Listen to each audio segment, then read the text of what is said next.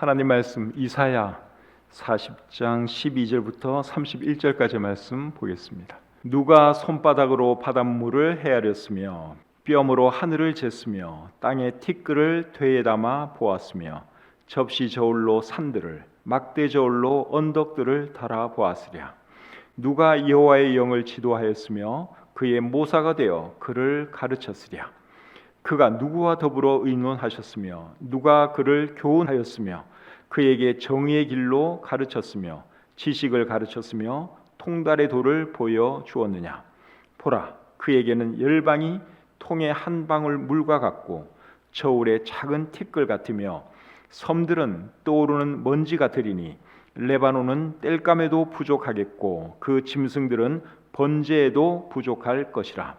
그의 앞에는 모든 열방이 아무것도 아니라 그는 그들을 없는 것 같이 빈 것 같이 여기시느니라. 그런즉 너희가 하나님을 누구와 같다 하겠으며 무슨 형상을 그에게 비기겠느냐. 우상은 장인이 부어 만들었고 장색이 금으로 입혔고 또 은사슬을 만든 것이니라. 궁핍한 자는 거제를 드릴 때에 썩지 아니하는 나무를 택하고 지혜로운 장인을 구하여 우상을 만들어 흔들리지 아니하도록 세우느니라. 너희가 알지 못하였느냐? 너희가 듣지 못하였느냐? 태초부터 너희에게 전하지 아니하였느냐? 땅의 기초가 창조될 때부터 너희가 깨닫지 못하였느냐? 그는 땅 위 궁창에 앉으시나니 땅에 사는 사람들은 메뚜기 같으니라.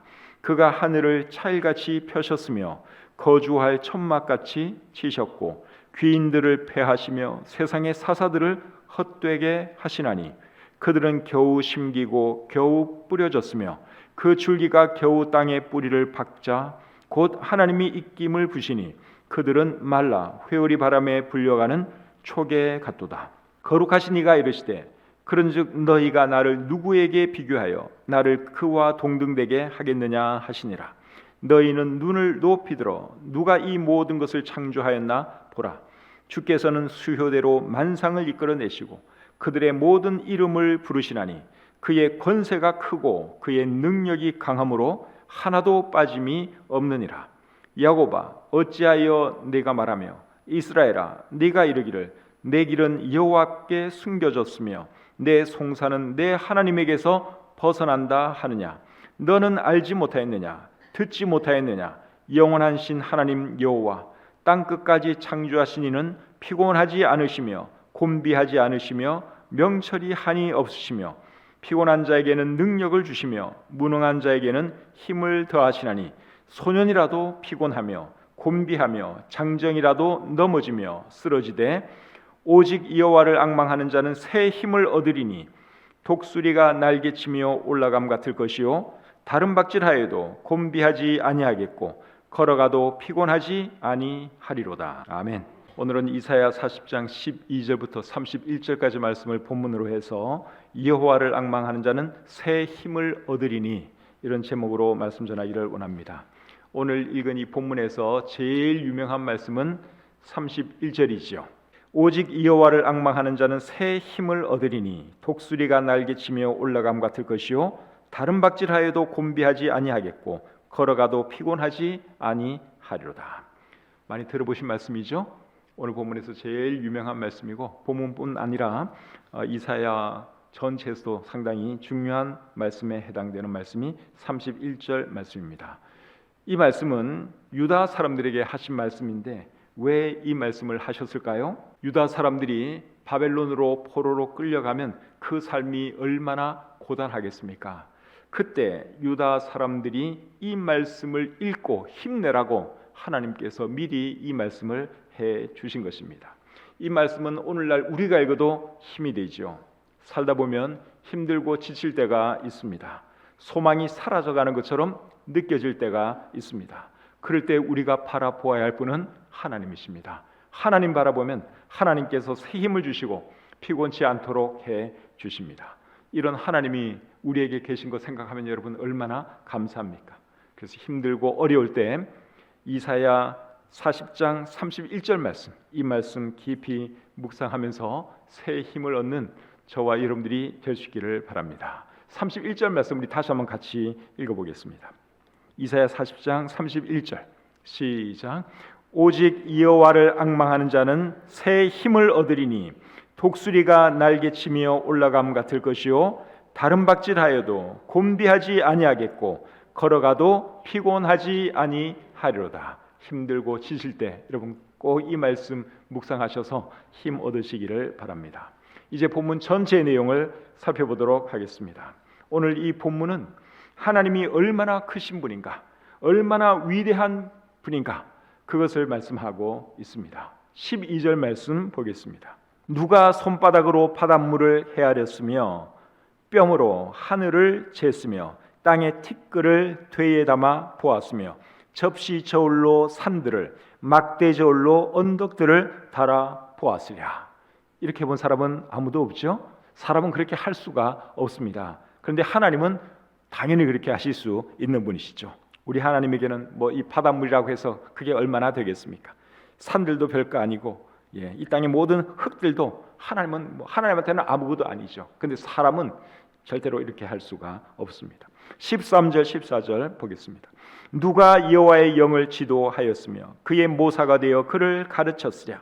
그가 누구와 더불어 의논하셨으며 누가 그를 교훈하였으며 그에게 정의의 길로 가르쳤으며 지식을 가르쳤으며 통달의 도를 보여주었느냐. 하나님을 가르쳤거나 하나님을 지도한 사람이 있습니까? 그런 사람 없죠. 사람이 어떻게 감히 하나님을 가르치고 하나님을 지도하겠습니까? 그렇게 할 수 있는 사람은 이 세상에 아무도 없죠. 왜냐하면 하나님보다 더 크고 위대하신 분은 없기 때문에 그렇습니다. 로마서 11장 33절과 34절에 이런 말씀이 있습니다. 깊도다 하나님의 지혜와 지식의 풍성함이요 그의 판단은 헤아리지 못할 것이며 그의 길은 찾지 못할 것이로다. 누가 주의 마음을 알았느냐? 누가 그의 모사가 되었느냐? 방금 읽은 34절 말씀은 이사야 40장 13절에서 가져온 말씀이에요. 그래서 우리 하나님의 지혜와 지식의 풍성함은 이루 말할 수가 없죠. 이 세상에 그 누구도 하나님을 가르치거나 하나님을 지도할 수는 없습니다. 그 다음에 15절부터 17절 보겠습니다. 보라, 그에게는 열방이 통에 한 방울 물과 같고 저울의 작은 틱들 같으며 섬들은 떠오르는 먼지 같으리니 레바논은 땔감에도 부족하겠고 그 짐승들은 번제에도 부족할 것이라. 그의 앞에는 모든 열방이 아무것도 아니라 그는 그들을 없는 것 같이 빈 것 같이 여기시느니라. 하나님이 얼마나 크신 분인가 하는 것을 말씀하고 있습니다. 15절에 보니까 하나님에게는 열방이 통에 한 방울 물과 같다 그랬습니다. 이 땅에 있는 모든 나라들이 통 안에 있는 물 한 방울 그 정도밖에 되지 않는다, 그렇게 말씀을 하고 있고 저울의 작은 저울의 티끌 하나가 있다고 해서 전혀 영향을 끼치지 못하죠. 그런데 열방이 하나님에게는 그와 같다 말씀을 하고 있습니다. 그리고 섬들은 떠오르는 먼지와 같다고 말씀하고 있어요. 물에 여러분 먼지가 이렇게 동동 떠 있는 거, 그것을 상상하시면 되겠어요. 이 지구에 많은 섬들이 있는데 그런 섬들이 하나님 보시기에는 먼지가 이렇게 떠 있는 것에 불과하다, 그렇게 말씀하고 있는 것이죠. 그리고 16절에 보니까 레바논은 땔감으로도 부족하다, 그렇게 말씀을 하고 있습니다. 여기서 말하는 레바논은 이스라엘 북쪽에 레바논이라고 하는 나라가 지금도 있죠. 그 레바논은 삼림이 울창한 그런 나라입니다. 그래서 여기서 말하는 레바논은 레바논의 삼림을 말하는 거예요. 그래서 레바논의 삼림은 땔감으로도 부족하다, 그렇게 말씀을 하고 있는데 하나님께 번제를 드리려면 땔감이 있어야 될 것 아닙니까? 근데 하나님께 정말 제대로 번제를 드릴 것 같으면 레바논에 있는 그 삼림의 나무들을 다 땔감으로 쓴다 할지라도 오히려 부족하다, 그렇게 말씀을 하고 있는 것이죠. 그리고 그 짐승들은 번제에도 부족하다, 그렇게 말씀을 하고 있죠.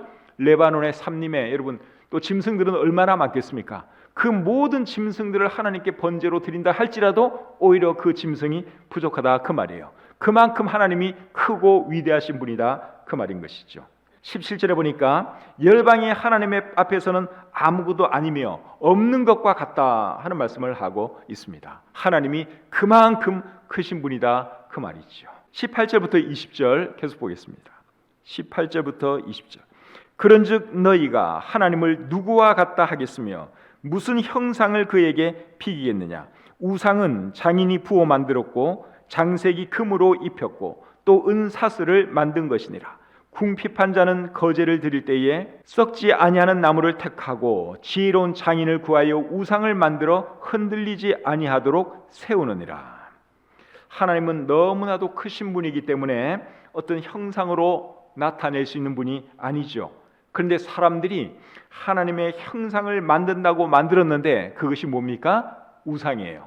그래서 사람들이 우상을 만들었어요. 금속으로도 만들고 나무로도 만들고 여러 형태의 우상을 만들었습니다. 그리고는 뭘 합니까? 그 우상 앞에 절을 하고 복달라고 기원을 하고 있죠. 이런 것을 보면 사람이 지혜로운 것 같은데 정말 어리석기 짝이 없습니다. 자기가 만들어 놓고 자기가 그 앞에 절을 하고 있어요. 얼마나 어리석습니까? 인간의 그런 어리석음에 대해서 로마서 1장 22절 23절은 이렇게 말씀하고 있습니다. 로마서 1장 22절 23절. 스스로 지혜 있다 하나 어리석게 되어 썩어지지 아니하는 하나님의 영광을 썩어질 사람과 새와 짐승과 기어다니는 동물 모양의 우상으로 바꾸었느니라. 인간이 여러분 지혜로운 것 같은데 정말 우둔하기 그지없어요. 자기가 우상을 만들어 놓고 자기가 그 앞에 복을 달라고 기원하고 있으니 그게 여러분 얼마나 어리석은 행동입니까?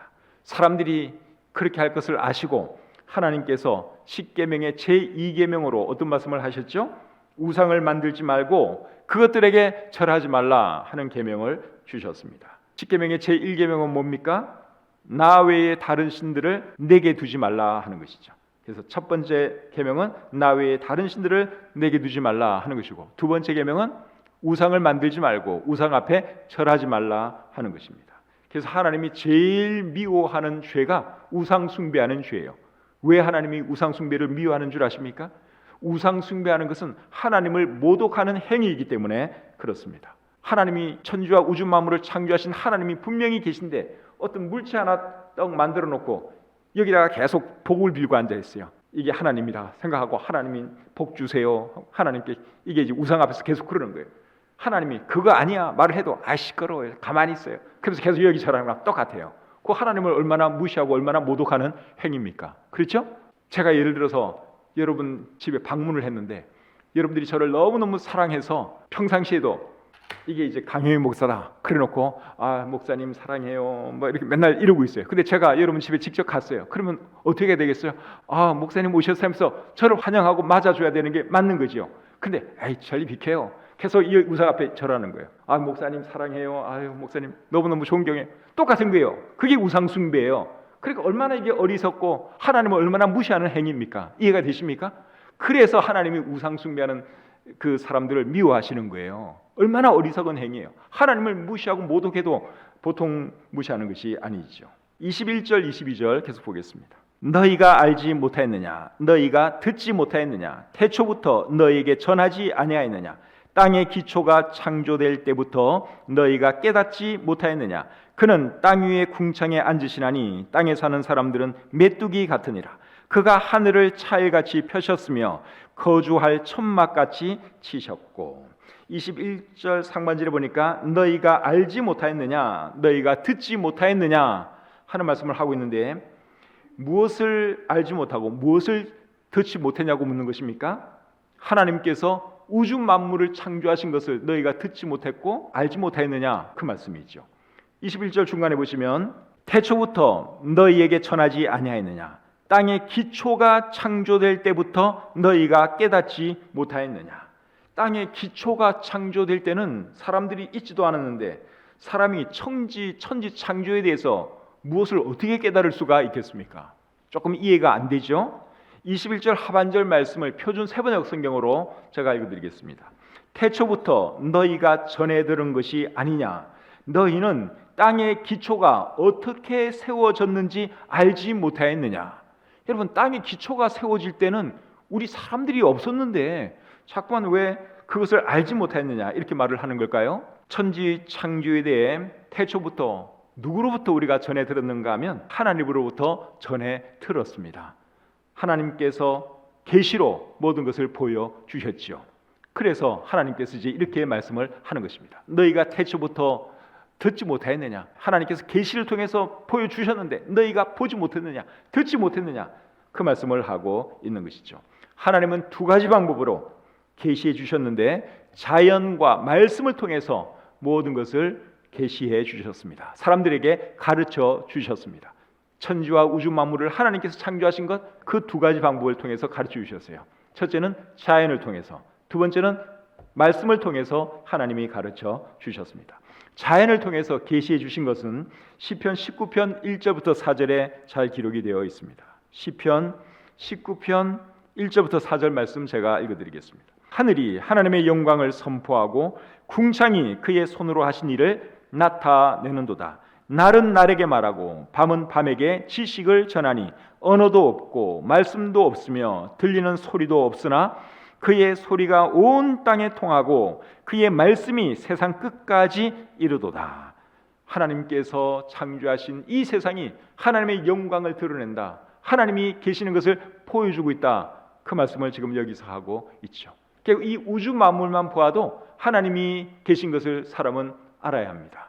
알 수 있습니다. 그래서 첫 번째로는 자연을 통해서 하나님이 계신 것을 알려주시죠. 그 말씀이 우리 로마서에도 있는데요.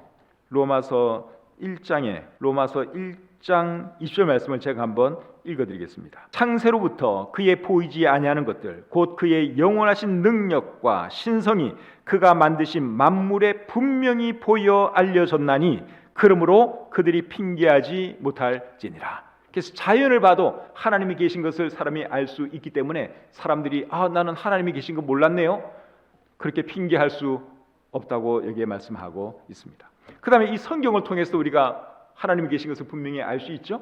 성경은 하나님에 대한 말씀이니까 창세기 1장 1절만 딱 펴도 하나님께서 천지와 우주 만물을 창조하신 것이 기록이 되어 있잖아요. 성경은 전부가 다 하나님에 대한 말씀입니다. 그래서 사람이 어떻게 하나님이 계신 것을 알 수 있느냐, 하나님은 천지 창조대에서 사람들에게 어떻게 알게 해주셨느냐, 태초부터 알게 해주셨다고 말씀을 하고 있는데 두 가지를 통해서 알려주셨어요. 첫째는 자연을 통해서, 그리고는 하나님의 기록된 말씀을 통해서 알려주셨죠. 자연을 통해서 하나님을 계시해 주는 것을 자연 계시라 그러고, 말씀을 통해서 하나님을 계시해 주시는 것은 특별 계시라 그럽니다. 신학적인 용어로. 그래서 이 두 가지 계시를 통해서 하나님은 천지와 우주 만물을 창조하신 것을 사람들에게 알려주셨죠. 22절 말씀 계속 보겠습니다. 22절입니다. 그는 땅 위 궁창에 앉으시나니 땅에 사는 사람들은 메뚜기 같으니라. 그가 하늘을 차일같이 펴셨으며 거주할 천막같이 치셨고. 여기 보니까 그는 땅 위 궁창에 앉으셨다. 하나님이 땅 위 궁창에 앉으셨다, 그렇게 말씀을 하고 있는데, 궁창이라고 한 말의 의미가 뭐죠? 궁창은 맑고 푸른 하늘을 궁창이라 그럽니다. 궁창과 같은 말은 창궁이에요. 창궁, 궁창 같은 말이에요. 그런데 궁창을 우리말 성경에서는 둥근 천장, 그렇게 번역을 했습니다. 그리고 성경을 직역한 그런 성경들을 봐도 다 둥근 천장, 그렇게 번역을 했습니다. 이런 것을 보면 지구가 둥근 것을 알 수 있습니다. 그러니까 이사야가 하나님의 영감을 받아서 이 말씀을 기록을 했는데, 이 말씀을 기록할 때 이미 이 지구가 둥근 것이 여기에 내포되어 있어요. 둥근 천장, 원래 히브리의 의미는 그거예요. 그 다음에 여기 하늘을 차일같이 펴셨다. 이 하늘을 하나님이 차일같이 펴셨다, 그렇게 말씀하고 있는데, 차일은 뭐죠? 차일은 햇빛을 가리기 위해 치는 포장을 차일이라 그러죠. 표준 세번역 성경에서는 휘장으로 번역을 하고 있습니다. 그래서 하나님은 하늘을 차일같이 펴셨고 천막같이 치셨으니, 우리 하나님이 얼마나 크신 분이십니까? 우리가 천막 치잖아요. 천막도 치고 뭐 휘장도 치고 뭐 커튼도 치고 그러잖아요. 근데 하나님이 이 하늘을 그렇게 우리가 천막 치듯이 하늘을 그렇게 치셨다, 그렇게 말씀을 하고 있습니다. 그래서 하나님께서 우리 인간들을 이렇게 내려다보시면 인간이 뭐처럼 보이는 줄 아십니까? 메뚜기 같이 보인다고 이게 말씀하고 있죠. 메뚜기.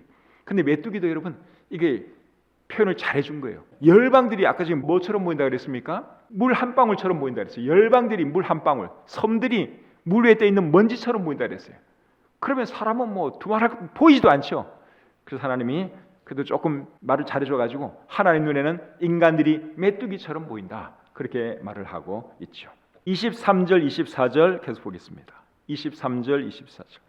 귀인들을 패하시며 세상의 사사들을 헛되게 하시나니 그들은 겨우 심기고 겨우 뿌려졌으며 그 줄기가 겨우 땅에 뿌리를 박자 곧 하나님이 입김을 부시니 그들은 말라 회오리 바람에 불려가는 촉에 같도다. 이것은 무슨 말씀이에요? 세상의 통치자들을 누가 주관하신다는 말씀입니까? 하나님께서 주관하신다, 그 말씀이죠. 그렇기 때문에 하나님께는 세상의 통치자들도 아무것도 아닙니다. 세상의 통치자들은 다른 사람들 앞에서는 목에 힘주고 권력을 휘두르지만 하나님 앞에서는 통치자들도 아무것도 아닙니다. 24절 하반절에 보니까 하나님이 입김을 부시니 그들은 말라 회오리 바람에 불려가는 초계와 같다, 그렇게 말씀을 하고 있습니다. 초계는 뭐죠? 초계는 검불, 겨, 지푸라기, 이제 그런 것들을 말합니다. 그러니까 힘 좀 있다고, 권력이 있다고 목에 힘주고 하나님한테 까불고 그러면 안 됩니다. 사람 앞에는 뭐 그래도 권력자니까 우리가 꼼짝 못하고 있지만 하나님 앞에서는 권력자라도 절대로 그러면 안 되는 거예요. 하나님은 권력자들도 주관하시는 분이고, 하나님께서 입김 한번 풀어버리면 그 권력자들 다 초계와 같이 사라질 그러한 사람들이다 하는 것이죠. 25절 말씀 보겠습니다. 거룩하신 이가 이르시되 그런즉 너희가 나를 누구에게 비교하여 나를 그와 동등되게 하겠느냐 하시니라. 하나님과 비교할 수 있는 존재가 있을까요? 없을까요? 없죠. 하나님과 비교할 수 있는 존재, 하나님과 겨룰 수 있는 존재는 이 세상에 없습니다. 사탄이 하나님과 겨루어 하나님과 같이 되려고 했다가 어떻게 되었죠? 하나님의 벌을 받았죠. 이사야 몇 장에 그 말씀이 나옵니까? 14장. 이사야 14장 12절부터 15절 말씀 제가 한번 읽어드리겠습니다. 너 아침의 아들 계명성이여 어찌 그리 하늘에서 떨어졌으며 너 열국을 엎은 자여 어찌 그리 땅에 찍혔는고 내가 내 마음에 이르기를 내가 하늘에 올라 하나님의 뭇별 위에 내 자리를 높이리라. 내가 북극 지폐의 산 위에 앉으리라. 가장 높은 구름에 올라가 지극히 높은 이와 같아지리라 하는도다. 그러나 이제 네가 스올 곧 구덩이 맨 밑에 떨어짐을 당하리로다. 이 말씀은 사탄에 대한 말씀이에요. 사탄이 하나님과 견주어 하나님처럼 되려고 하다가 결국은 사탄이 하나님의 심판을 받고 땅으로 떨어지고, 그리고 결국에는 이제 스올 맨 구덩이에 떨어질 것이다. 하나님이 그렇게 말씀을 하고 있습니다. 바벨론 왕에 대해서 말씀을 하다가 갑자기 이제 사탄에 대한 말씀을 이렇게 하고 있는 것이죠. 그래서 이 세상에 하나님과 비교하시는 존재는 없어요. 하나님과 견주려고 해서도 안 됩니다. 사람도 그렇게 해서도 안 되고 천사라 할지라도 절대로 그런 생각을 하면 안 되는 것이죠. 26절 말씀 보겠습니다. 너희는 눈을 높이 들어 누가 이 모든 것을 창조하였나 보라. 주께서는 수효대로 만상을 이끌어내시고 그들의 모든 이름을 부르시라니 그의 권세가 크고 그의 능력이 강함으로 하나도 빠짐이 없느니라. 26절 말씀을 표준 세번역 성경으로 읽어드리겠습니다. 너희는 고개를 들어서 저 위를 바라보아라. 누가 이 모든 별을 창조하였느냐? 바로 그분께서 천체를 군대처럼 불러내신다. 그는 능력이 많으시고 힘이 세셔서 하나하나 이름을 불러 나오게 하시니 하나도 빠지는 일이 없다. 여러분, 이 우주 공간에 별이 얼마나 많습니까? 요새는 별 보기가 힘들지만 별이 정말 많아요. 여러분, 우주 상상에서 그린 그런 그림들을 보면 뭐 은하계들이 여러분 얼마나 많아요. 별들이 막 강처럼 흘러가는 그런 은하계. 태양계는 은하계에 있는 아주 작은 한 부분에 불과해요. 우리가 있는 이 태양계, 태양을 중심으로 별들이 돌아가는 이게 태양계인데, 태양계도 여러분 엄청난 많은 그 은하계들 중에 작은 태양계가 있는 거예요. 그리고 그 태양을 중심으로 도는 것이 이 지구죠. 그러니까 이 우주상에는 얼마나 많은 별들이 있는지 몰라요. 이 많은 별들 중에서 우리가 알고 있는 별은 몇 개나 됩니까? 뭐 수성, 금성 뭐 이런 거 몇 개. 그것도 겨우 이름만 알지 수성에 대해서, 금성에 대해서, 달에 대해서 우리가 얼마나 많이 알고 있어요. 아무것도 모르죠. 그냥 저기 저 별이 저건 달이야, 저거는 화성이야, 뭐 요 정도 아는 것이지 진짜 우리는 아는 것이 없습니다. 그런데 우리 하나님은 이 우주에 있는 모든 별을 다 알고 계세요. 그 이름도 알고 계시고 모든 것을 세세하게 알고 있다고 말씀을 하고 있습니다. 26절과 비슷한 말씀이 욥기 38장에도 있습니다. 욥기 38장 31절부터 33절까지 말씀 읽어드리겠습니다. 내가 묘성을 메어 묶을 수 있으며 삼성의 띠를 풀 수 있겠느냐? 너는 별자리들을 각각 제때에 이끌어낼 수 있으며 북두성을 다른 별들에게로 이끌어갈 수 있겠느냐? 네가 하늘의 궤도를 아느냐?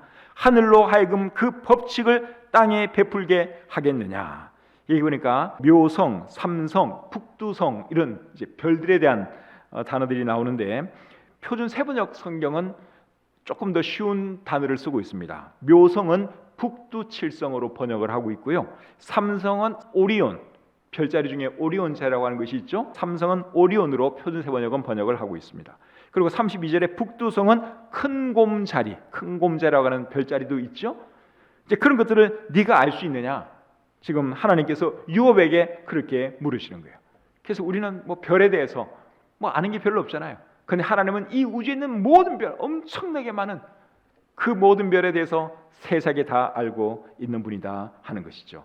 그러니 우리 하나님이 얼마나 크고 위대하신 분이냐 그 말이에요.